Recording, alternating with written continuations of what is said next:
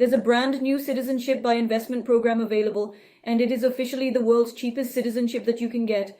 I'm going to tell you how to get a passport in this country you may have never even heard of.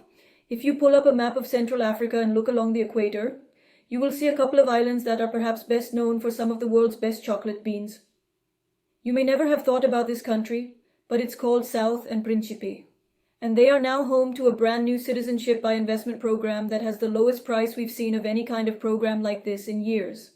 Under half the price of competing Caribbean programs, cheaper than the Caribbean programs used to be before they doubled their prices. I'm going to tell you how it works. São and Príncipe is a country of about 240,000 people. Also, it's similar to a lot of the countries in the Caribbean that offer citizenship by investment, except they have a lower quality passport that might appeal to someone who, for example, already has a Western passport and just wants a more affordable plan B. Now, if you're just watching for the first time, I'm Ferial. We help people go where you're treated best. That includes lowering your taxes overseas legally. It includes protecting your assets overseas. And it includes getting second passports so you take back sovereignty over your own life. I like programs like this in countries that the average person might say, but you can't travel to as many places vis-a-vis because you're getting a plan B at an affordable price and you're getting access to a different kind of country than you might have now. This is particularly interesting, I think, for some Bitcoin and crypto investors who they want to minimize the opportunity cost of getting a second passport. Quick refresh on citizenship by investment. This is where you make, in most cases, a donation to a country and they grant you citizenship without the need to live there, without the need to go there. Now, in the Caribbean, they are adding some roadblocks where you are going to be in the future needing to go there for a brief period of time for your citizenship. São and Príncipe does not have that. It's going to be an easier way to get citizenship by investment. You don't need to move in the way you would to get naturalized. You don't need to have any ancestry. It's an economic transaction where you're helping them build up their country. In exchange, they're granting you citizenship. And in this case, they have a lighter weight structure that's going to be lower cost. So let's go through the numbers.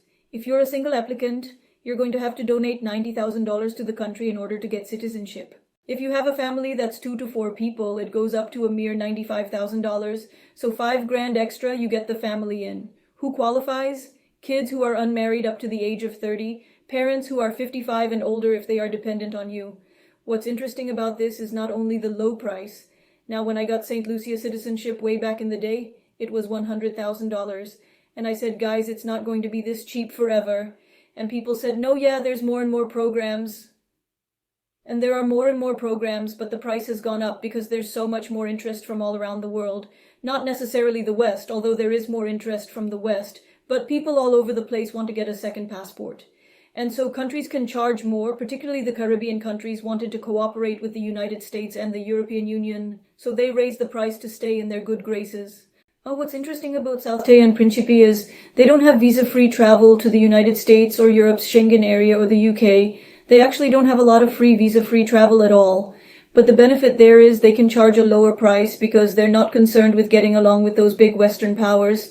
There's no one who's going to bully them because their citizens need a visa to go somewhere anyway. On top of these lower fees, there's a $5,000 submission fee, which includes due diligence. That's really affordable, and it's potentially even less than half the cost of some of the Caribbean programs. So what they're offering is a low cost of filing your case. What they're also claiming is a 6-week turnaround on citizenship. Now, when you see countries or when you see companies talking about how fast you can get citizenship by investment, what they're not including is there's paperwork to be collected. There's, things you've got to go out and do. You got to get a medical check. You got to do stuff. If you're an entrepreneur, as I am, you probably hate doing that stuff. You can take service from a good visa processing company. Here are some of the unique angles that I like about this. It is a Lusophone country, part of the CPL, which is basically a group of Portuguese-speaking countries. And so if you have business with Portugal, if you want to be part of that, that's interesting. Most of the citizenship by investment programs out there are in English-speaking and or Commonwealth countries. What have I been telling you for years? Africa, it is an up-and-coming place. I am investing more in companies in Africa and companies that do business in Africa. And so as a country in the African Union, I believe in the mid to long term, there may be more benefits for business and investment as they try to open up across that entire bloc. Pan-Africanism is growing, for example. And so having a passport there in a neutral country, not one that has a coup, not one that's known for high taxes, Not one whose president's getting shouted at by, Donald Trump, but one that is just kind of like their island country. I like that. It seems a bit more serious to me than, let's say, a Caribbean island. People kind of have a perception, but an island off the coast of the African mainland to me is same as the Comos off. The other side, the other coast of Africa is taken a bit more seriously and a little bit distant from some of the problems that people, let's say in a private bank or anything else might have with African in the mainland. And of course, they do allow dual citizenship. And so, is this the passport for you? The pros are, again, the price far cheaper than anything else. I've been telling you for years prices of citizenship by investment are going to go up and programs are going to go away. We saw that Malta's MAM program gone under the pressure. Plenty of other European citizenship by investment programs like Montenegro, the brief Moldova program gone. The North Macedonia program that never got off the ground. Europe has not been a good place for this. The Caribbean's been really the hotbed, and now we're seeing the South Pacific Vanuatu's program, which has its own issues. Now which we've seen our clients kind of like, okay, that's a little too far away for me. I like the fact that you've got a country that is in a very different part of the world, and yet it's not at the edge of the world. You can fly to not so far away in Central or West Africa from Paris or from Frankfurt. And you are seeing, I'm reading all the headlines in the African newspapers that I read. You're seeing Kenya Airlines picking up slack. They want to fly to more places. Other airlines are increasing service to places like this. And so I think that Africa is going to be better and better connected. You're also seeing airlines like Turkish Airlines being more and more connected. So this is not a totally far-flung place out in the middle of nowhere. It's different from where you probably live, but it is nearby stuff where things are happening. And I think that there's just a whole optics to that I like. If you had the chance to get citizenship in the Caribbean, as I did years ago for $100,000, it might sting that now you're getting an inferior passport for $90,000. That is why I believe you should do it now. And we're happy to help you. Under 100 grand, you're getting a plan B. Again, opportunity cost. If you're into Bitcoin or crypto, maybe it's better for you to save $110,000 or more. Plus, you're going to pay less in fees. Let's call it $125,000 to $150,000 less, maybe more if you've got a family. That money that you could keep in crypto, or let's say you have a business where you're putting money back into inventory. You're growing your business by reinvesting that cash. You still want a plan B. This could be an opportunity. This could be for somebody, let's say you're an American and you'd like to renounce citizenship in the future because your business is growing and you don't want to have to stay and be a US taxpayer for too long until you're just stuck. And so this is your second passport. Let's say while you're working on another passport by naturalization, let's say you move to Ireland to reduce your taxes and you plan on getting that passport in the future. Or you're working on your Italian citizenship by descent, but you want to have some plan B now you can get quick. And if you had to renounce, you could, or if you had to leave your country, you could. And so what I think is for some people having a second passport, you can hold the residence permits of where you actually want to live on that second passport.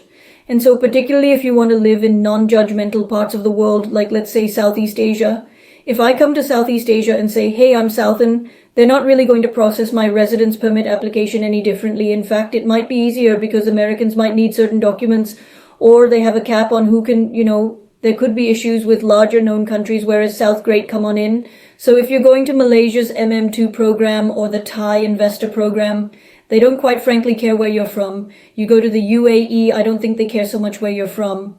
Some of the Gulf countries might flag an African passport, but if you're not really from there, I don't think it's going to matter so much. No one really knows where this country is, which I think is a benefit. I think people get hung up on I'm from a country that people really respect, the United States. Nobody cares. Nobody cares on a global level. And so if the worst came to worst and you're a Westerner and you got this passport as your plan B and you decided my Western passport isn't worth keeping anymore, you could have your residence permits around the world tied to this passport. You'd have a hard time traveling a lot of places without a visa, but at least you'd be able to live somewhere that you enjoyed, whether that's Malaysia or Dubai or a lot of other places around the world. And so I like that about it. The cons are the visa-free travel in terms of where you could just show up at any time. It's pretty bad. You see, Ecuador is a country that lets pretty much everybody in. Central America is open to you, which is kind of rare actually for an African passport. Decent traveler in Africa. I mean, there's plenty of African countries that still have very limited visa policies, but if you're looking to explore opportunities there, you can do that. Literally 0 countries in Europe that you can go to without a visa. Georgia, e-visa access. a few in kind of Central Asia, South Asia, Southeast Asia is open to you. So if you want to go to Malaysia, Singapore, Indonesia, the Philippines, that's open. You know, we had a client once. He said, I don't want to travel the world. I just want to live in Asia. My wife is from, I forget where in Southeast Asia. He said, that's just where I want to live. He could get this passport, save the money, and if he really means it, I think he could spend the rest of his life living in Malaysia, Thailand, the Philippines, any of those countries on a relatively affordable residence permit. And if he wants to go to Europe, he gets a visa. He shows his bank statement and, he can probably get that visa. So, this is not the answer for someone who has a bad passport already, unless this is designed to say, hey, I don't like my identity. If you're Indian or Chinese or whatever, and you say, hey, that identity is getting in my way, then this passport is a cheap way to circumvent that. But generally, someone with a bad passport for travel should invest the extra money in getting something better. The real con of this passport is the travel. This is not a country that, again, like some of those in Africa, is on all the watch lists. I think it is a respected enough country. And by the way, if you wanted to add on to the visa-free travel, you can still get a golden visa in Europe, for example, with this passport.